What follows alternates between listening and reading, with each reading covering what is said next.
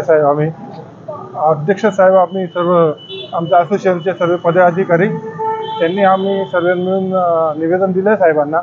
त्यांनी सांगितलं की की जे आता जे लोक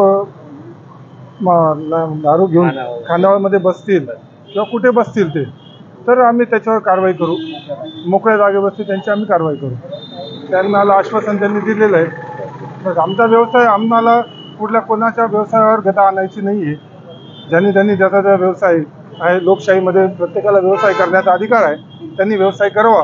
फक्त जे लोक अधिकृतपणे जे मद्य घेऊन बसतील ते त्यांनी बसू देऊ नये ही सर्वांना आम्हाला तेवढं सांगणं साहेबांना आम्ही तेच सांगितलेलं आहे की फक्त आमच्या व्यवसायाची गदा आली ती त्याचा मागे असे न झालं आपला पवित्र काय राहणार। आम्ही शासनाला मोठ्या प्रमाणात फी भरतो। असं काही झालं तर शासनावर नुकसान होईल आणि शासनाचं नुकसान भेटलं पाहिजे तर सगळं अर्थव्यवस्थेवर नुकसान होईल। त्याच्यामुळे आम्ही जास्तीत जास्त अगदी साहेबांपर्यंत जाऊ, नाशिकपर्यंत जे आमचे SP साहेब आहेत त्यांच्यापर्यंत जाऊ आणि सर्व निवेदन तिथपर्यंत आम्ही पाठपुरावा करू शासनाला।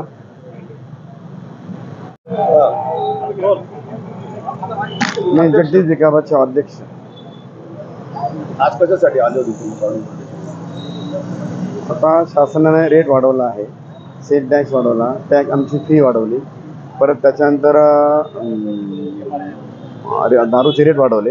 आता आमच्या हॉटेलला कस्टमर कमी झाले, मग जास्त आता सहसा करून कोणी पण वाईन शॉपवरून पार्सल घेऊन खानावर बसताय, मोकळ्या पटाक्यात बसताय, सोड्याच्या गाडीवर जात आहे।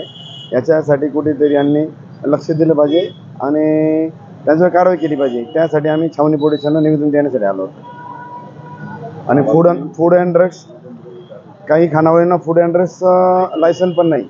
आम्ही आता फूड अँड ड्रग्सला नाशिकला पण आम्ही निवेदन देणार आहोत की प्रत्येक खानावळीचे तुम्ही चेक करा फूड अँड ड्रग्स लायसन आहे का।